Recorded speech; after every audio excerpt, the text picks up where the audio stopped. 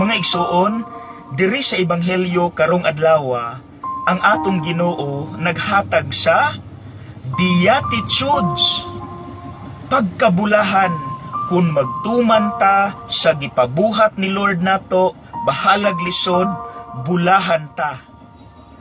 Pero kung ang Ginoo na ay beatitudes, naapoy sa yawa.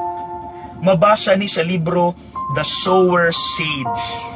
Upatlay akong ihatag.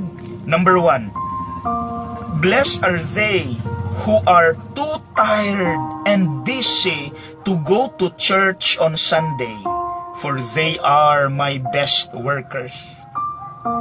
Ang ideal unta mga igsuon, mumatatag sayo, musimbatag sayo, kay una ang Ginoo. Pero ang yawa muhunghong na, ayaw sa bakod, tulog sa. Or tagaan taniyag trabaho, dayon i-emphasize niya, importante ng lakawa, or malingaw ka ng lakawa. Maunang tagad na lang mahuman ang adlaw, kapoy na, di naka, ganahan mo simba. Lipay ang yawa. Number 2, blessed are they who gossip, for they cause strife and division that please me. Malipay daw ang yawa anang mga chismosa ug libakera. Kay mao man ay hinungdan nga magkabungkag ang maayong relasyon. Before unta ta mohimo og usa ka istorya kabahin sa usa ka tawo, ato gyud dapat tun-an kung unsa gyud tinuod istorya gikan sa mismong tao, dili sa laing tao. Kay kung kita maghimo-himo tag istorya, dayon dili di ay tinuod, mabungkag yun ang relasyon, magkaaway naman.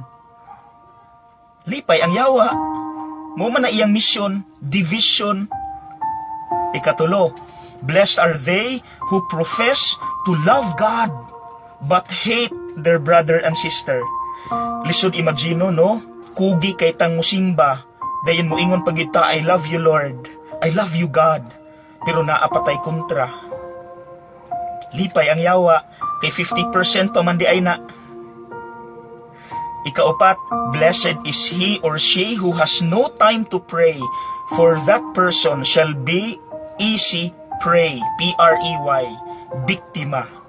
Maunang ang taong dili hingampo sa puton, kusog mamalikas, dali rang musurrender panahon sa mga problema, kay dili man lalum ang pagtuo. So mga igsuon, atong pamalandungan ng sayawa, kay ganahan ra ba tadi ang dapita. Okay? Atong paningkamutan nga sa Ginoo bahalag lisod, pero maunay makapabulahan nato. Kana gyung long lasting, everlasting yun. Okay? God bless.